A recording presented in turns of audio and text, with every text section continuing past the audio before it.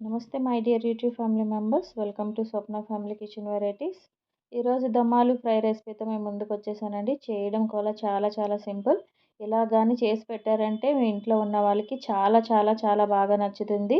నేను చాలా సింపుల్ రెసిపీతోనైతే మేము ముందుకు వచ్చేసానండి. ఎక్కువ శ్రమ పడకుండా తక్కువ టైంలో టేస్టీగా ఏ విధంగా చేసుకోవాలో చూద్దామండి. ఇది మీరు మార్నింగ్ టైంలో మీ హస్బెండ్కి కానీ మీ పిల్లలకి కానీ క్యారేజ్ కూడా కట్టచ్చు. చాలా చాలా సింపుల్గా చేసేసుకోవచ్చు. టేస్ట్ కూడా చాలా చాలా బాగుంటుంది. ఒకసారి మీరు కూడా ట్రై చేయండి. ఇది చపాతీ, చారు, పప్పు చారు ఇలాంటి వాటిల్లోకి కాకుండా మీరు అన్నంలో కూడా కలుపుకొని తినచ్చు. అంత టేస్టీగా ఉంటుంది. ఈ సింపుల్ రెసిపీని నా స్టైల్లో ఏ విధంగా చేయాలో మీకు నేను చేసి చూపిస్తానండి. ఇప్పుడైతే వీడియోలోకి వెళ్ళిపోదాం. ఈ రెసిపీ చేసుకోవడానికి నేను అరకేజీ దుంపలను అయితే తీసుకున్నానండి. కొంచెం పెద్దవి కొంచెం చిన్నవి ఉన్నాయి, ఇలాగే దొరికినాయి. ఇప్పుడు వీటిని ఉడకబెట్టుకొని పైన పీల్ అంతా తీసేసుకోవాలి. బంగాళదుంపలు అన్నింటినీ ఉడకబెట్టేసుకున్నానండి. పీల్ కూడా తీసేసుకున్నాను. ఇప్పుడు ఒక్కొక్క బంగాళదుంపకి ఒక ఫోర్క్ తీసుకొని నేను చూపిస్తున్న విధంగా నాట్లు అయితే పెట్టుకోండి. ఇలా పెట్టుకోవడం వల్ల ఏంటంటే మనం వేసే ఉప్పు కారం అన్నీ లోపలికి వెళ్ళి రుచిగా ఉంటుంది. దుంప అనేది లోపల చప్పగా కాకుండా. నేను ఒక 10 స్పూన్లు వేరుశనగ నూనె అయితే వేసుకున్నానండి. హెల్త్కి మంచిది వేరుశనగ నూనె, అందుకోసం అని చెప్పేసి ఎక్కువ వేసుకున్నాను. ఇప్పుడు ఈ ఆయిల్ హీట్ అయిన తర్వాత సగం దుంపల్ని ఐ ఫ్లేమ్ పెట్టుకొని ఉంచుకోవాలండి. సగం దుంపలు వేసేసుకొని ఇలా ఒకసారి తిప్పుకోండి. ఇలా తిప్పేసుకున్న తర్వాత గరిటతోటి అటు ఇటు కలుపుకుంటూ కొంచెం కలర్ మారేంత వరకు ఫ్రై చేసుకొని ఒక ప్లేట్లోకి తీసుకోవాలి. అలాగే మిగిలిన దుంపలు కూడా సేమ్ అదే ఆయిల్లో వేసుకొని కొంచెం కలర్ వచ్చేంత వరకు ఫ్రై చేసుకోవాలండి. ఇలా ఫ్రై చేసేసుకున్న తర్వాత ముందుగా మనం ఫ్రై చేసి పెట్టుకున్న దుంపలు కూడా అందులో వేసేసుకొని ఒక్కసారి కలిపేసుకున్న తర్వాత వీటన్నింటినీ బాగా కలుపుకోవాలండి. ఇలా కలుపుకున్న తర్వాత ఇప్పుడు దీంట్లోని రుచికి సరిపడా ఉప్పు అన్నది వేసుకోవాలండి. మన టేస్ట్కి తగ్గట్టు ఉప్పు వేసుకోవచ్చు. ఏంటి ఇంత ఆయిల్ వేసేసారు అనుకోవద్దు. ఈ ఆయిల్ అసలు లాస్ట్కి మనకి ఉండదండి. ఆయిల్ అంతా బంగాళదుంపలు పీల్ చేసుకుంటాయి. ఈ ఉప్పు అంతా బాగా కలిసేలాగా కలుపుకోవాలండి.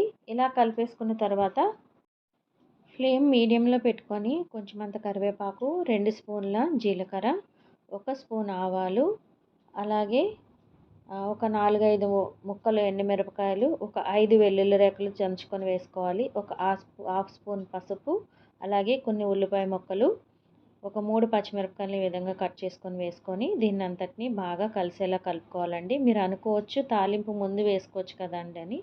అలా వేసుకుంటే మన బంగాళదుంపలు కొంచెం మగ్గే వరకు వేపుకొని వేసుకున్నాం కాబట్టి అప్పటికి మన పోపు అన్నది జీలకర్ర ఆవాలన్నది మాడిపోయే అవకాశం ఉంటుందండి. ఈ విధంగా ఫ్రై చేశారంటే మనకి దుంపతో పాటు ఉల్లిపాయ ప్రతిదీ కూడా చక్కగా కొంచెం మగ్గినట్టు అనిపిస్తుంది. తిన్నప్పుడు కూడా టేస్ట్ చాలా బాగుంటుందండి. మన సౌత్ ఇండియన్ స్టైల్లో నేను చేసే ఈ దమ్ ఆలూ ఫ్రై మీకు తప్పకుండా నచ్చుతుంది. మీరు ఒకసారి అయితే ట్రై చేయండి. ఇప్పుడు దీన్ని అంతటినీ కలిపేసుకున్నాం కదండి. ఇప్పుడు ఇందులోని మనం కొన్ని టమాటా ముక్కలు అన్నది వేసుకోవాలి. వేసేసుకున్న తర్వాత దీన్ని అంతటినీ కూడా ఒకసారి బాగా కలుపుకోవాలండి. ఇలా కలిపేసుకొని మూత పెట్టేసుకొని మీడియం ఫ్లేమ్లో ఒక 10 నిమిషాలు మగ్గించుకోవాలి. ఇలా మగ్గించుకున్న తర్వాత 10 నిమిషాలు అయితే అయిపోయిందండి. చక్కగా మగ్గిపోయింది ఉల్లిపాయ, పచ్చిమిరపకాయ, టమాటా కూడా. దీంట్లోని 1 స్పూన్ కారం వేసేసుకొని దీన్ని అంతటినీ ఒకసారి కలిపేసుకొని మూత పెట్టేసుకొని సిమ్లో ఒక 5 నిమిషాలు ఉంచుకుంటే మన దమ్ ఆలూ ఫ్రై రెడీ అయిపోయినట్లేనండి. చూసారు కదా. ఇప్పుడు దీంట్లోని కొంచెం అంత కొత్తిమీర వేసేసుకొని సర్వ్ చేసేసుకోవడమేనండి. చాలా చాలా టేస్టీగా ఉంటుందండి. చాలా సింపుల్ చేయడం కూడా. మీరు మార్నింగ్ టైం హస్బెండ్కి కానీ పిల్లలకు కానీ లంచ్ ప్రిపేర్ చేసి పెట్టాలంటే కర్రీ ఈ విధంగా చేసి పెట్టండి. పప్పుచారుకైనా, చారుకైనా, చపాతీకైనా, పరోటాకైనా, అన్నంకైనా, దేనికైనా చాలా బాగుంటుందండి. ఉట్టి దుంపల్ని తినేస్తారండి, అంత టేస్టీగా ఉంటుంది. ఉప్పు కారం కూడా చక్కగా లోపలికి వెళ్ళాయి.